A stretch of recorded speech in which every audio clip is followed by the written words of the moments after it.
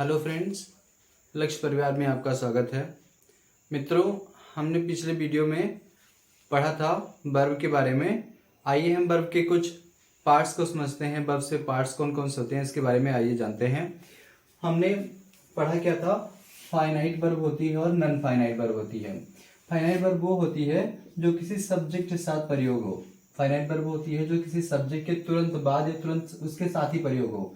और जो verb non finite होती है वह किसी सब्जेक्ट के साथ प्रयोग नहीं की जा सकती। लेकिन हम सबसे पहले क्या पढ़ेंगे, फाइनाइट वर्ब। अब समझते हैं फाइनाइट वर्ब में हमारे कितने पार्ट्स होते हैं। तो हमने लिखा है ट्रांसिटिव वर्ब। ट्रांसिटिव वर्ब को अगर हम हिंदी में बोले तो उसे बोलते हैं सकर्मक क्रिया। सकर्मक क्रिया क्या बोलते हैं? सकर्मक क्रिया एक ऐसी क्रिया है जिसमें कोई ऑब्जेक्ट होता है, जिसमें कोई कर्म होता है। द वर्ब, इसका डिफिनेशन होगा, the verb which has an object is called transitive verb.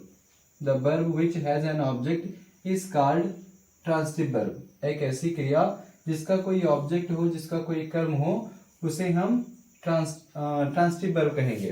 अब ट्रांसिटिव, जैसे कि मोहन खाना खाता है। अब मोहन क्या है, कर्ता, और उसकी क्रिया क्या है, खाता है। अब क्या खाता है, खाना। तो जो खाना है वह हमारा क्या है, ये हमारा है ऑब्जेक्ट। तो कर्म हमारा, जितने भी ट्रांसिटिव वर्ब होंगी उनके साथ हमारा कोई ऑब्जेक्ट, कोई कर्म लगा होगा। अब ट्रांसिटिव वर्ब कैसी होती है? रीड, राइट, प्ले, सिंग, ड्रिंक। इसके बाद है बी रीड न्यूज़पेपर। इसका एग्जांपल है बी रीड न्यूज़पेपर, हम अखबार पढ़ते हैं। तो हमारी वर्ब क्या है, रीड, उसके पहले क्या है, सब्जेक्ट, और न्यूज़पेपर क्या है, ऑब्जेक्ट। हम क्या पढ़ते हैं, अखबार पढ़ते हैं। बी रीड न्यूज़पेपर, जो न्यूज़पेपर है वह क्या है, ऑब्जेक्ट, और रीड हमारी किस प्रकार की वर्ब होगी, transitive verb. I have sold a book. I have sold a book, हमारी मेन वर्ब क्या है, सोल्ड, मैंने किताब बेची है। मैंने किताब बेची है, क्या बेची है, किताब। तो जो हमारी सोल्ड है वह क्या है, वर्ब, ट्रांसिटिव वर्ब। और जो ट्रांसिटिव वर्ब है उसके बाद क्या लगा है, ए बुक, तो इसका ऑब्जेक्ट हो जाएगा, बुक इसका ऑब्जेक्ट है। इसके बाद है he will give me a pen, वह मुझे एक पेन देगा। He will give me a pen, इसमें जो हमारी वर्ब है वह गिव है, साथ में विल भी लगा है, और मी क्या है, ऑब्जेक्ट, ए पेन भी क्या है, ऑब्जेक्ट। तो जितने भी ट्रांसिटिव वर्ब होंगे उनके साथ हमारा कोई ना कोई ऑब्जेक्ट लगा होगा। अब आइए लिखा है ए ट्रांसिटिव वर्ब में हैव टू ऑब्जेक्ट्स। एक ट्रांसिटिव वर्ब में दो ऑब्जेक्ट भी हो सकते हैं। एक ट्रांसिटिव वर्ब में, एक सकर्मक क्रिया में एक से अधिक ऑब्जेक्ट या दो ऑब्जेक्ट हो सकते हैं। Living object is known as indirect object. Living object is known as indirect object, मतलब जो भी हमारा ऑब्जेक्ट होगा अगर सजीव अवस्था में होगा तो वह क्या होगा, इनडायरेक्ट ऑब्जेक्ट।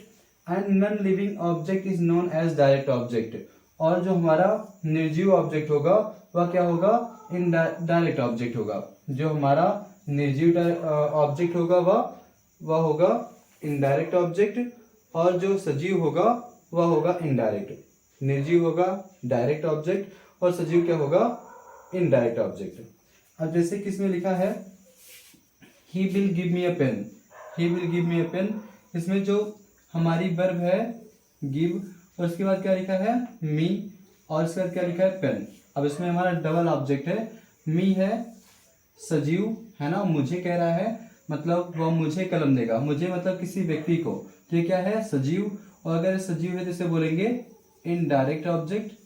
और दूसरा क्या है, ए पेन। पेन क्या है, नॉन लिविंग है, निर्जीव है, तो इसे हम बोलेंगे डायरेक्ट ऑब्जेक्ट। जो भी चीज निर्जीव होगी वह होगी डायरेक्ट ऑब्जेक्ट, और जो होगी सजीव से बोलेंगे हम indirect object. To find out the object we use what for non living object and whom is use for living object, indirect object जिसे कहते हैं। तो जो हम, यदि हमें पता लगाना हो कि इसमें कौन सा डायरेक्ट ऑब्जेक्ट है, कौन सा इनडायरेक्ट ऑब्जेक्ट है, तो हम क्या बनाते हैं कि अगर हम व्हाट का प्रयोग करेंगे, यदि हमारा क्वेश्चन व्हाट से बनेगा तो हमें क्या पता लगेगा, नॉन लिविंग ऑब्जेक्ट के बारे में। अगर व्हाट लगाएंगे तो हमें क्या पता चलेगा, किसी डायरेक्ट ऑब्जेक्ट के बारे में। और अगर हम whom का प्रयोग करेंगे तो हमें किसी इनडायरेक्ट ऑब्जेक्ट के बारे में पता चलेगा जो कि सजीव होंगे। अब जैसे कि उदाहरण क्या है, he plays cricket. He plays cricket, वह क्रिकेट खेलता है। अगर हम इसका क्वेश्चन बनाएंगे तो किस चीज से बनाएंगे, what. What does he play, वह क्या खेलता है। और जब भी वाट का प्रयोग होता है, जब भी वाट का प्रयोग होगा तो जो हमारा ऑब्जेक्ट होगा वह कौन सा होगा, डायरेक्ट ऑब्जेक्ट, क्योंकि क्रिकेट इसमें क्या है, क्रिकेट है हमारा ऑब्जेक्ट और क्रिकेट इस प्रकार का ऑब्जेक्ट है डायरेक्ट ऑब्जेक्ट। अगर वाट का प्रयोग होगा तो हमारा क्या होगा, डायरेक्ट ऑब्जेक्ट।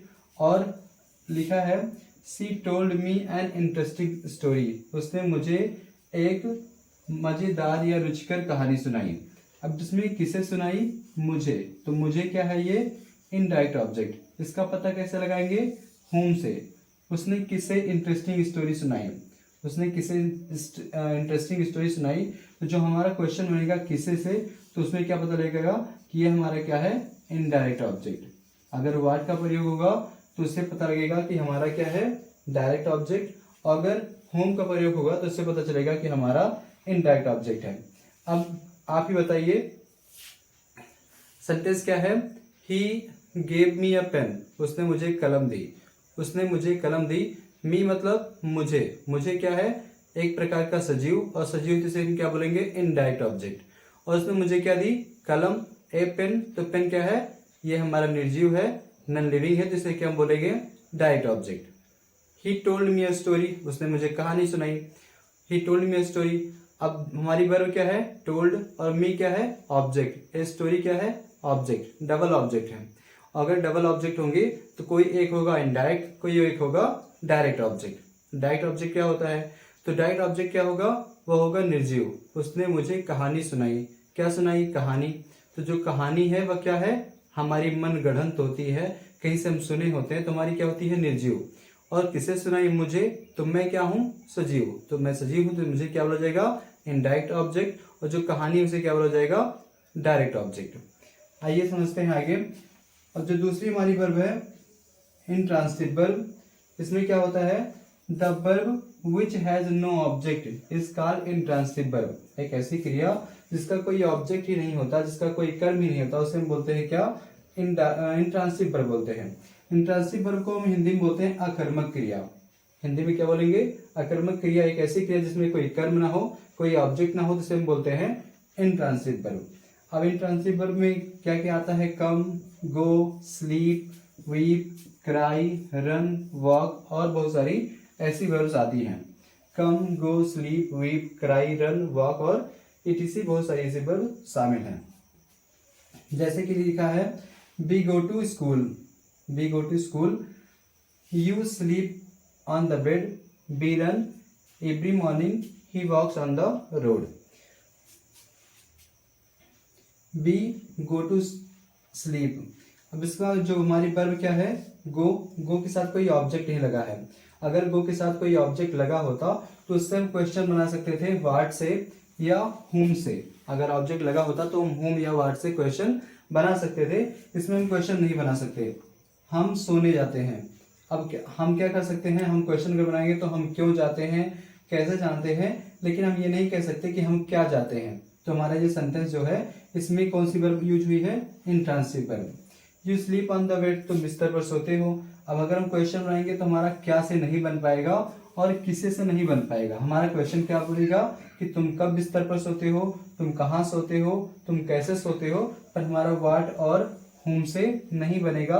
यदि हमारा क्वेश्चन व्हाट और हुम से नहीं बन सकता, क्या और कैसे से नहीं बन सकता, तो हमारी जो वर्ब होगी वह क्या होगी, इंट्रांसिटिव वर्ब।